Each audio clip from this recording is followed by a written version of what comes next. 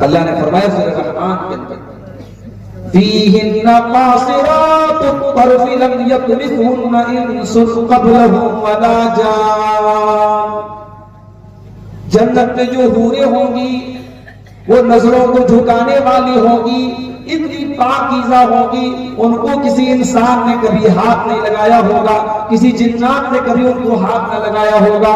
فَبِأَيِّ آلَاءِ رَبِّكُمَا تُكَذِّبَانِ، تو اے میرے بندو، اے جنات اور انسان، تو اپنے رب کی کون کون سی نعمتوں کو جھٹلاؤ گے؟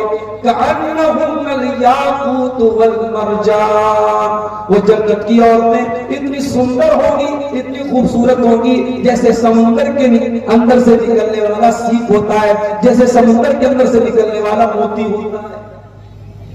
سمندر کے اندر سے جو موتی نکلتا ہے وہ پیور ہوتا ہے، وہ شدھ ہوتا ہے، اصلی ہوتا ہے۔ جنت کی عورتیں بالکل پیور ہوگی، وہ انٹچڈ ہوگی، ان کو کسی نے ٹچ بھی نہیں کیا ہوگا۔ ان کی آنکھوں میں حیا ہوگی، وہ بے حیا نہیں ہوگی، وہ بے شرم نہیں ہوگی۔ دنیا کی عورتیں ان کا مقابلہ نہیں کر سکتی۔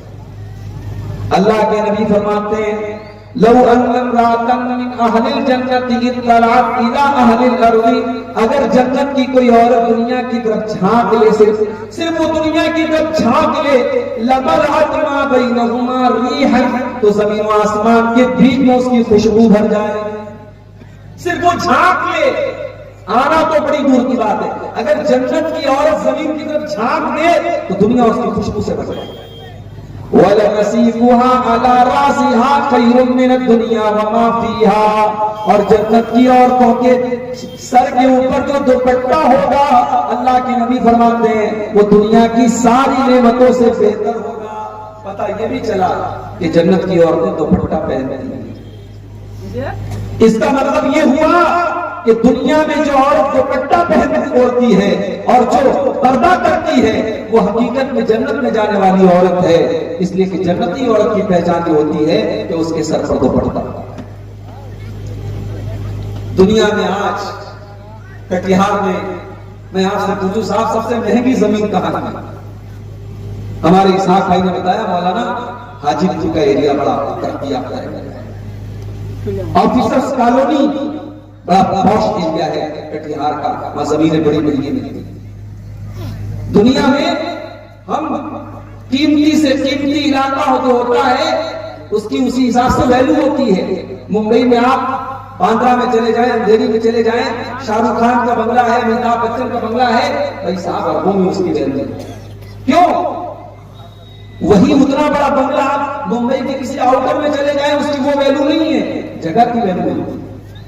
جگہ کی ویلیو ہوتی ہے کہ ممبئی کے سینٹر میں، ممبئی کے خوبصورت علاقے میں وہ بنگلہ ہے۔ دنیا کے بہترین سے بہترین علاقے جنت کے سامنے بیکار ہے۔ اللہ کے نبی فرماتے ہیں جب جنت میں ایک کوڑا رکھنے کی جگہ، ایک کوڑا کتنا بڑا ہوتا ہے؟ زیادہ سے زیادہ 1 ہاتھ کا ہوتا ہے۔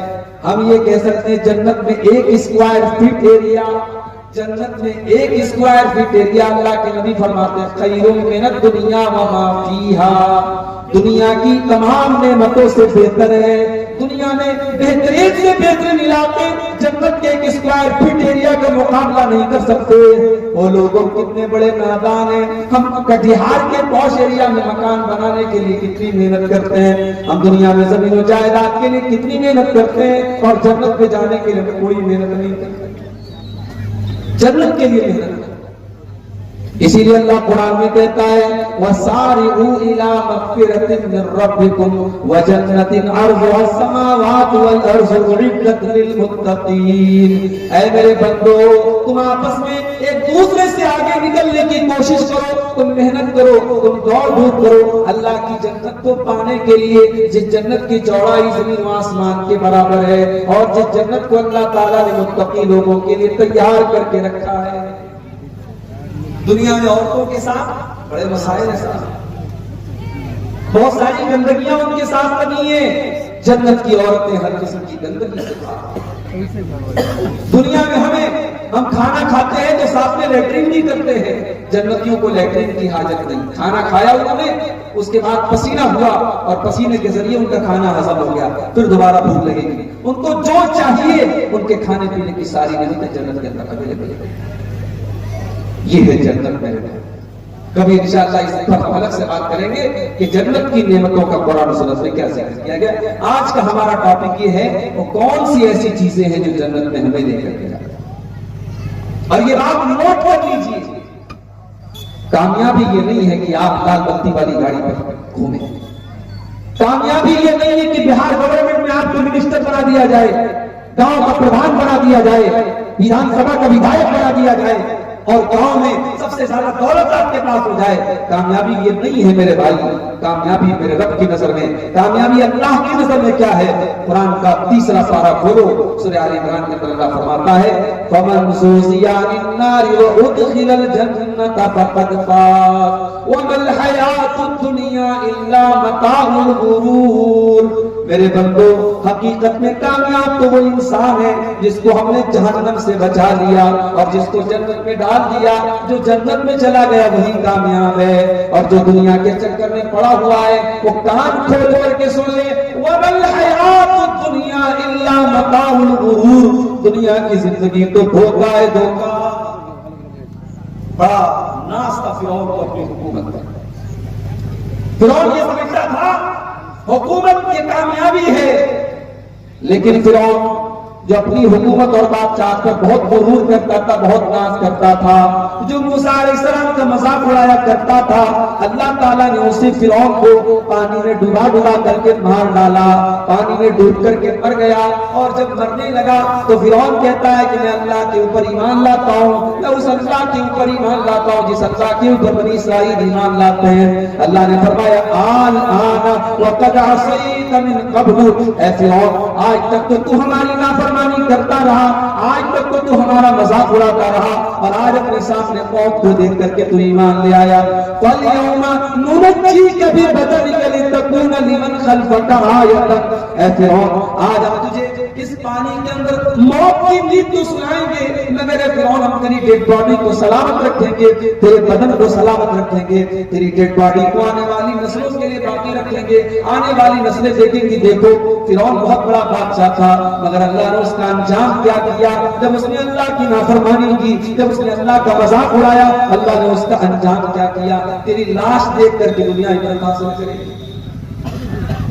بہت پیسے والا تھا قارون, اس نے دولت کو کامیابی سمجھا ہوا تھا. جب وہ کپڑا پہن کر سج سور کر کے سج دھک کر کے نکلا کرتا تھا تو اس کی قوم کے لوگ بیچارے بڑے بڑے جوش میں آ کر کے کہتے تھے یا لیت لنا مثل ما اوتی قارون, اے کاش ہمارے پاس اتنی دولت آ جائے جتنی دولت قارون کے پاس ہے. اتنی دولت کی قارون کے پاس کہ قرآن کہتا ہے وآتیناہ من الکنوز ما ان مفاتیحہ لتنوء بالعصبۃ اولي القوہ, کہ قارون کے خزانوں کی چابیوں کو بڑے بڑے پہلوان بڑی مشکل سے اٹھایا کرتے تھے. اتنا خزانہ تھا, اتنی دولت تھی, اور قارون کو اپنی دولت پر بڑا ناز بھی تھا. قارون کہا کرتا تھا انما اوتیتہ علی علم, یہ دولت تو میرے باپ دادا سے مجھے نہیں ملی ہے, میں نے اس کو وراثت میں نہیں پایا ہے, یہ دولت تو میری نالج سے ملی ہے, میرے ٹیلنٹ سے ملی ہے, میں اس لائق تھا اس لیے مجھ کو یہ دولت ملی ہے. اللہ نے فرمایا ٹھیک ہے, اب ہم تجھے مزہ چکھاتے ہیں. اللہ فرماتا ہے فخسفنا به وبداره الارض, ہم نے قارون کو اور قارون کے محل کو, قارون کے خزانے کو زمین کے اندر دھسا دیا. قارون کی ساری دولت بھی قارون کے ساتھ زمین کے اندر دفن ہو گئی. اس دنیا کی اوقات کیا ہے میرے؟ اللہ نے ایک لفظ میں بتا دیا یہ دنیا کیا ہے. وَمَا الْحَيَاةُ الدُّنْيَا إِلَّا مَتَاعُ الْغُرُورِ, یہ دنیا تو دھوکے کا سامان ہے, یہ دنیا دھوکے باز ہے, یہ دنیا بے وفا ہے. اس دنیا نے آج تک کسی کے ساتھ وفا نہیں کی. آپ بے ایمانی کریں گے, آپ دوسروں کا حق ماریں گے, کچھ زمین بنا لیں گے, کچھ جائیداد بنا لیں گے, مگر میرے پیارے ساتھیوں جس دن موت آئے گی, جس دن دل کی دھڑکن بند ہو جائے گی, جس دن سانسوں کی ڈور تھم جائے گی, ساری زمین جائیداد آپ کے بچوں کی ہو جائے گی, آپ کے گھر والوں کی ہو جائے گی, اور آپ کے ہاتھ کیا جائے گا؟ آپ تو خالی ہاتھ آئے تھے اور خالی ہاتھ اللہ کے پاس جائیں گے, 2 گز زمین کے نیچے جائیں گے. میرے پیارے ساتھیوں اللہ فرما رہا ہے وَمَا الْحَيَاةُ الدنیا الا متاع الغرور، میرے بندو یہ دنیا تو دھوکے کا سامان ہے۔ ہارون رشید ایک بہت بڑا بادشاہ گزرا ہے عباسی دور۔ ایک مرتبہ ہارون رشید نے اپنے دور کے بہت بڑے عالم سے پوچھا کہ مجھے کوئی نصیحت کر دیجیے، تو انہوں نے کہا کہ میں آپ کو کیا نصیحت کروں، میں آپ سے بس 2 سوال کرنا چاہتا ہوں۔ کیا سوال ہے؟ کہا مان لیجیے کہ آپ سفر پہ نکلے ہیں، ریگستان میں آپ سفر کر رہے ہیں اور بہت زور سے آپ کو پیاس لگی ہے اور دور دور تک پانی آپ کو نظر نہیں آ رہا، اور پیاس اس قدر لگی ہوئی ہے کہ پانی نہ ملا تو آپ مر جائیں گے۔ اتنے میں آتا ہے ایک آدمی اور اس کے پاس ایک پیالہ ہے اور پیالے میں 2 گھونٹ پانی ہے۔ وہ کہتا ہے بادشاہ سلامت، یہ 2 گھونٹ پانی میں آپ کو دے سکتا ہوں، بس شرط یہ ہے کہ آپ اپنی آدھی حکومت مجھے دے دیں، میں یہ 2 گھونٹ پانی آپ کو دے دوں۔ تو بادشاہ سلامت آپ یہ بتائیے کہ آپ کیا کریں گے، اس کو حکومت دے دیں گے یا نہیں دیں گے؟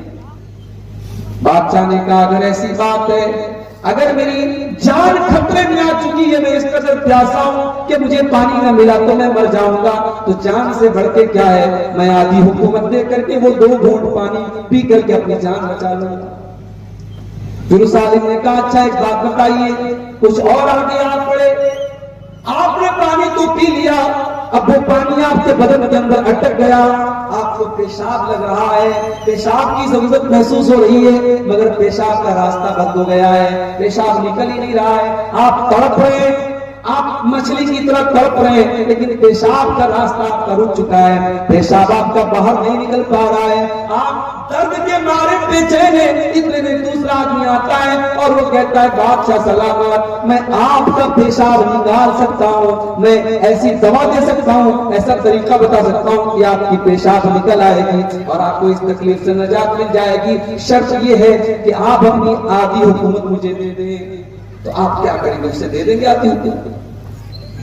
ہارون رشید نے کہا اگر ایسا معاملہ آ گیا، میری جان پر بن چکی ہے اور پیشاب رک جانے کی وجہ سے میں تکلیف میں پڑ گیا ہوں، تو میں تو یہی کروں گا، میں آدھی حکومت اس کو دے دوں گا اور میں اس کا آفر قبول کر لوں گا۔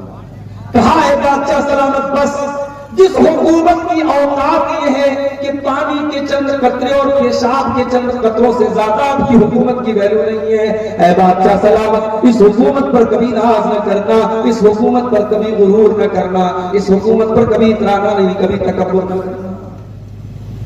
آج آپ دیکھ رہے ہیں جن کے ہاتھ میں پاور ہے وہ اپنے پاور کا کیسا استعمال کر رہے ہیں۔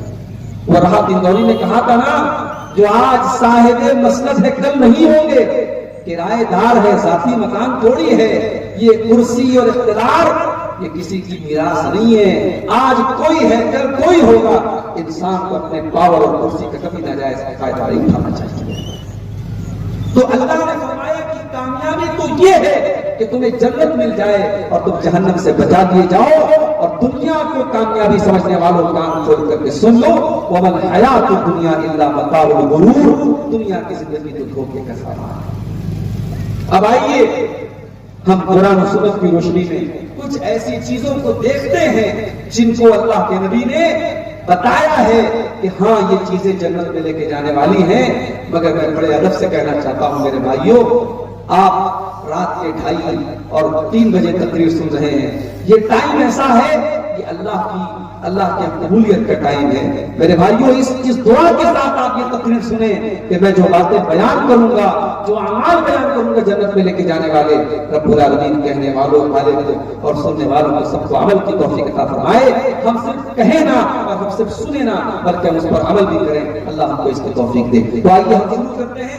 سب سے پہلی چیز جو جنت میں لے کر کے جائے گی، جس کے بغیر جنت میں آپ جا ہی نہیں سکتے، وہ کیا ہے؟ وہ توحید ہے۔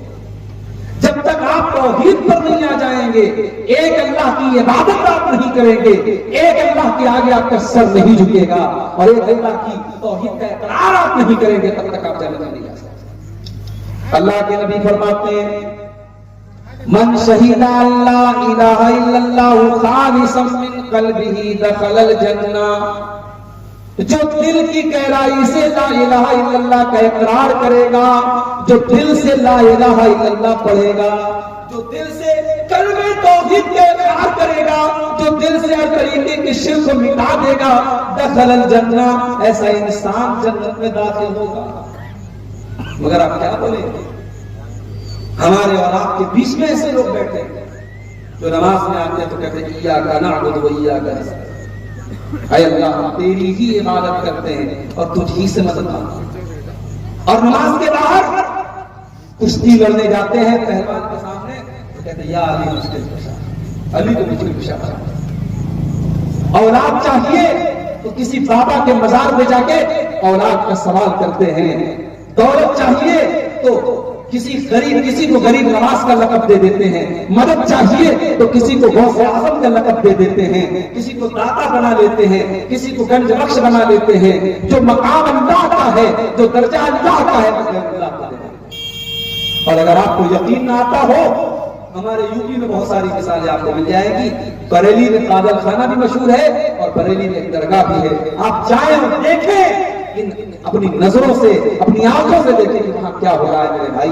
اجمیر چلے جائیں، آپ دلی میں نظام الدین کی درگاہ پہ چلے جائیں، کرے غیر گر بت کی پوجا تو کافر، کواکب کے مانے کرشمہ تو کافر، جھکے آگ پر پہرے سجدہ تو کافر، جو ٹھہرائے بیٹا خدا کا تو کافر، مگر مومنوں پر کشادہ ہے راہیں، پرستش کرے شوق سے جس کی چاہیں، نبی کو جو چاہیں خدا کر دکھائیں، اماموں کا رتبہ نبی سے بڑھائیں، مزاروں پہ جا جا کے نظریں چڑھائیں، شہیدوں سے جا جا کے مانگے دعائیں، نہ توحید نے کچھ پر اس سے آوے، نہ اسلام بگڑے نہ ایمان جاوے۔ یہ مولانا حاجی کا شعر ہے، انہوں نے آج سے 100 سال پہلے کہا تھا۔ 2023 آ گیا، ہم چاند پر پہنچ گئے، مگر مسلمانوں کی سوسائٹی اور سماج میں آج بھی یہ تمام چیزیں ہو رہی ہیں میرے بھائیوں۔ جب ہم شرک کریں گے، جب اللہ کی توحید کے ساتھ غداری کریں گے، جب ہم غیر اللہ کے نام پہ بکرے ذبح کریں گے، غیر اللہ کے نام پہ مرغے ذبح کریں گے، جب اپنے بچوں کو لال کالے پیلے تعویذ پہنائیں گے، جب ہماری توحید گڑبڑ ہوگی تو اللہ کی مدد کہاں سے آئے گی؟ اللہ کے نبی کہہ رہے ہیں جو توحید پر رہے گا جنت اس کو ملے گی۔ اور ایک بات اور نوٹ کر لیجیے، صرف توحید پر رہنا کافی نہیں ہے، آخری دم تک توحید پر رہنا یہ ضروری ہے۔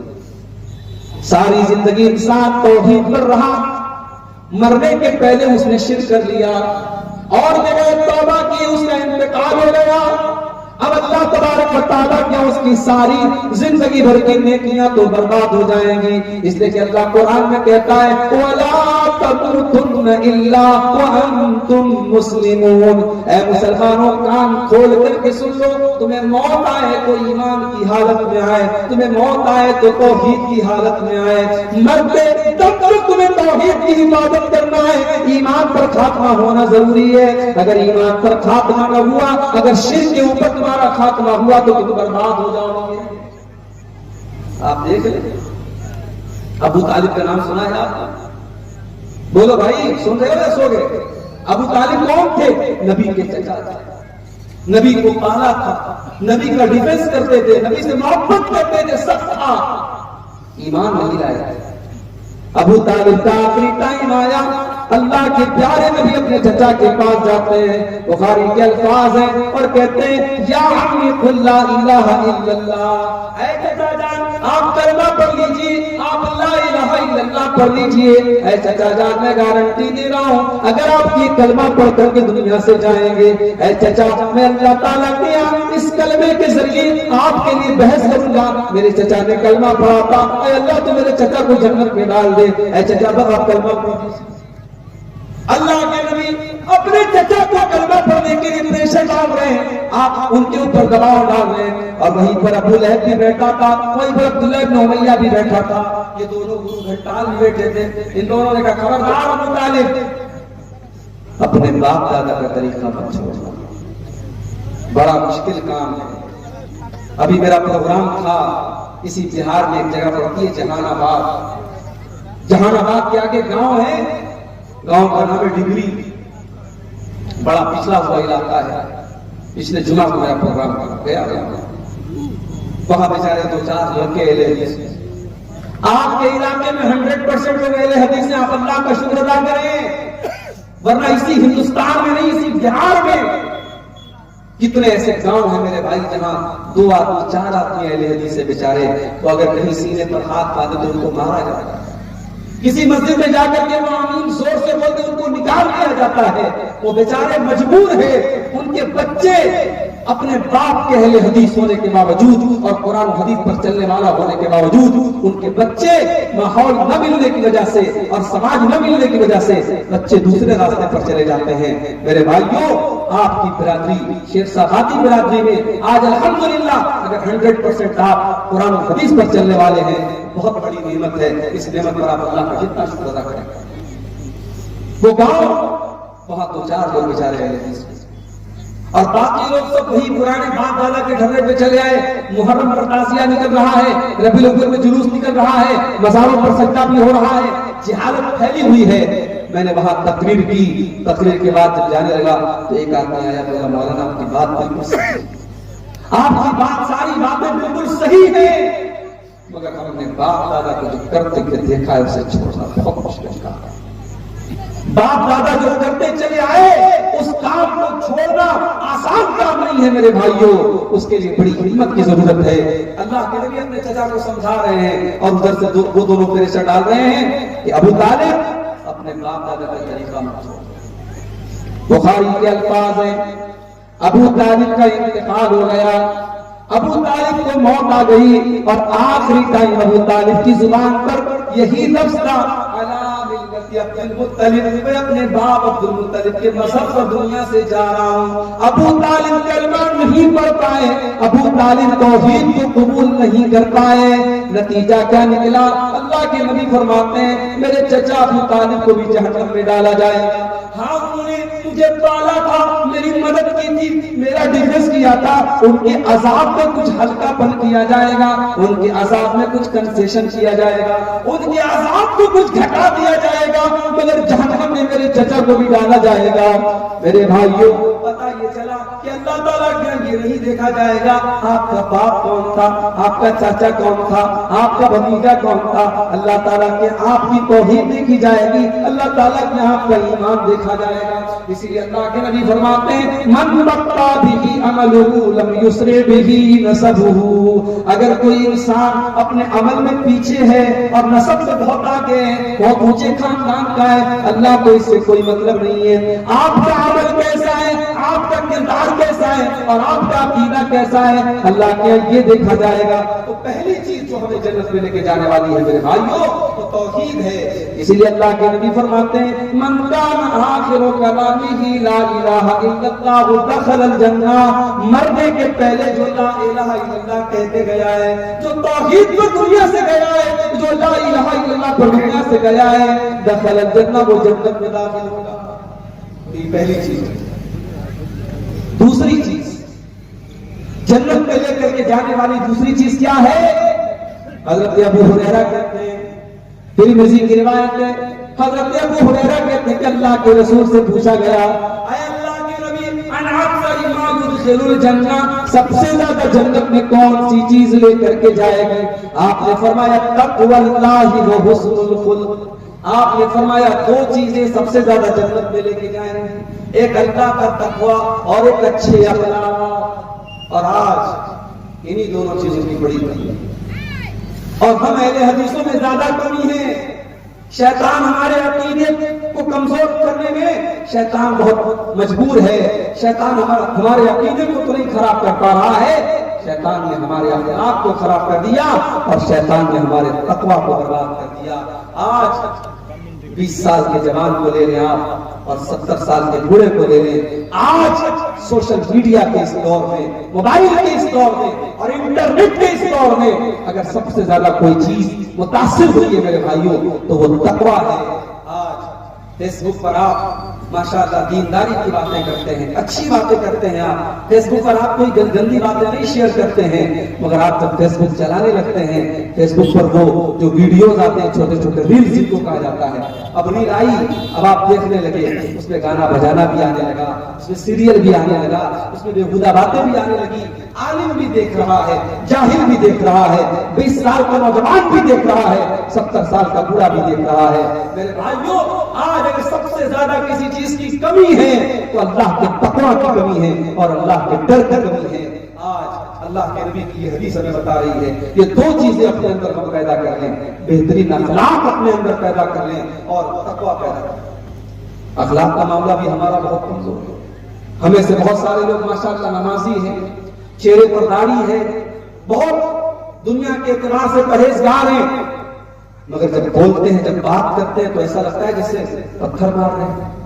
نہ بات کرنے کی تمیز ہے، نہ بولنے کی تمیز ہے، نہ ان کی بیوی کے ساتھ ان کا کردار اچھا ہے، نہ ماں کے ساتھ سلوک اچھا ہے، نہ باپ کے ساتھ سلوک اچھا ہے۔ وہ سمجھتے بس پانچوں ٹائم کے نمازی ہم بہت بڑے متقی ہو گئے۔ نہیں میرے بھائی، آپ کا اخلاق کیسا ہے، آپ کا ویوہار کیسا ہے، ماں کے لیے آپ کیسے ہیں، باپ کے لیے آپ کیسے ہیں، اولاد کے لیے کیسے ہیں، بھائیوں کے لیے کیسے ہیں، پڑوسیوں کے لیے کیسے ہیں۔ اللہ کے نبی فرماتے ہیں کہ قیامت کے دن اللہ کے ترازو کے اوپر، میزان کے اوپر سب سے بھاری اگر کوئی چیز ہوگی تو انسان کے بہترین اخلاق ہوں گے۔ اخلاق سے قیمتی اور اخلاق سے وزندار کوئی چیز نہیں ہوگی۔ اسی لیے اللہ کے نبی سے پوچھا گیا کہ دو چیزیں جو سب سے زیادہ جنت میں لے کے جانے والی وہ کیا ہیں، تو آپ نے فرمایا تقوی اللہ و حسن الخلق، ایک اللہ تعالیٰ کا ڈر اور دوسری چیز بہترین اخلاق۔ پھر پوچھا گیا اللہ کے نبی سب سے زیادہ جہنم میں لے کر کے جانے والی کون سی چیز ہے، سب سے زیادہ لوگ جہنم میں کیوں جائیں گے؟ آپ نے فرمایا الفم والفرج، ایک زبان کی وجہ سے بہت زیادہ جہنم میں جائیں گے۔